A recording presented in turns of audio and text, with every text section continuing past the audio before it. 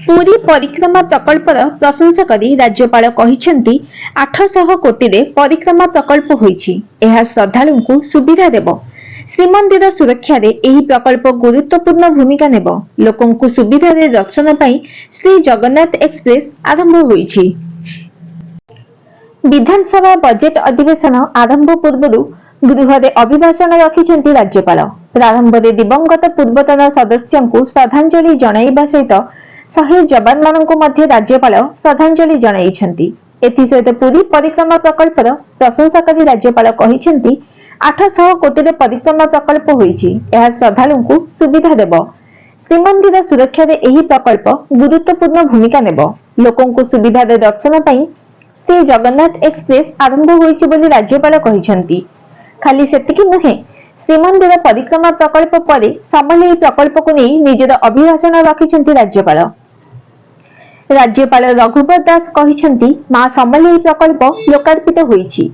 नुआ और युव भागीदारी को सशक्त करिवो। ओडिया भाषार प्रचार प्रसार पई विश्व ओडिया भाषा सम्मेलन करिसेंती राज्य सरकार। 5T और मो सरकार रूपांतरित प्रशासनिक व्यवस्थार नूतन युग बोली राज्यपाल कहिसेंती।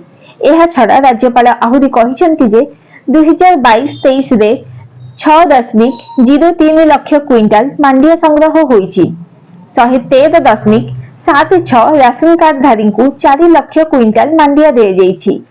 43.88 लाख क्षुद्र और 18.93 लाख भूमिहीन चाषी को कालिया सहायता मिली। बलांगीर जिल्ला रे लोयर सुकतला प्रकल्प आरंभ होईछि।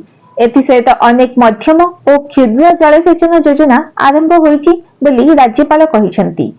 प्रति परिवार को 5 लाख, महिला सदस्य को आउ 5 लाख रे चिकित्सा सहायता मिलुछि। विजु स्वास्थ्य कल्याण योजना 3.5 कोटी लोकों पाखरे पहुंची। 750 कोटी टंका व्यय दे आम हॉस्पिटल योजना आरंभ करा जाइछि। दुर्बल और आपदग्रस्त परिवार को मासिक मुंड पिछा 5 केजी चाउल मागणा रे मिलुछि। अंत्योदय अन्न योजना रे मासिक 35 केजी चाउल मागणा दिया जाउथबा कहिसेंती राज्यपाल। अभिभाषण रे राज्यपाल आहुरी कहिसेंती जे जातीय खाद्य सुरक्षा योजना रु बाद परिवार को चाउल देउछि राज्य। 3.15 लाख परिवार 9.97 लाख लोकों को राज्य चाउल देउछि। 17.11 लाख चाषी ठारू 79.16 लाख टन धान संग्रह होईछि। राज्य में 40% अंशधन रे प्रधानमंत्री आवास योजना चली।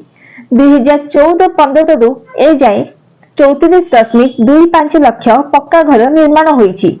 समय पूर्व घर सरी 1387 कोटी प्रोत्साहन राशि दिया जाइछि। मध्यवित्त परिवार गृह निर्माण स्वप्न साकार पई मो घर आरंभ होइतिबा राज्यपाल आज विधानसभा कहिसेंती। Bureau report news today.